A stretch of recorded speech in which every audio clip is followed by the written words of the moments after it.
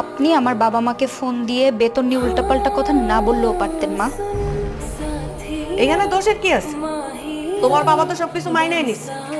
উনি বুদ্ধিমান মানুষ, সব বুঝছেন। আপনারা তো সবকিছু জানেন। আমি আমার বাবা মার একমাত্র সন্তান, আমি ছাড়া তাদের দায়িত্ব নেওয়ার কেউ নেই। তারপর কেন করলেন এরকম? শোনো, পিয়া সহ আমাদের একমাত্র ছেলে। আর তুমি তো মেয়ে, মেয়ে বিয়ে দিছে, সব শেষ। তার উপর আমার দায়িত্ব কিসের? ও আচ্ছা, মানে মেয়ে হলে বিয়ের পর বাবা মার প্রতি আর কোনো দায়িত্ব থাকে না, আর ছেলে হলে বাবা মার প্রতি সারা জীবন দায়িত্ব থাকে। মেয়ে সন্তান কোনো সন্তান না, ছেলে সন্তান সন্তান, তাই তো? বোমা, তুমি কিন্তু বেশি তর্ক করতেছো মুখে মুখে। আমি যদি আপনার ছেলেকে নিয়ে এই বাড়ি থেকে চলে যাই, অন্য জায়গায় যে থাকি এবং আপনাদের ভরণ পোষণ দিতে না দেই, তখন আপনারা কি করবেন? চলবেন কিভাবে আপনারা? ভরণ পোষণ দিব না মানে? ওরা আমরা পড়ালেখা করাইছি না, মানুষ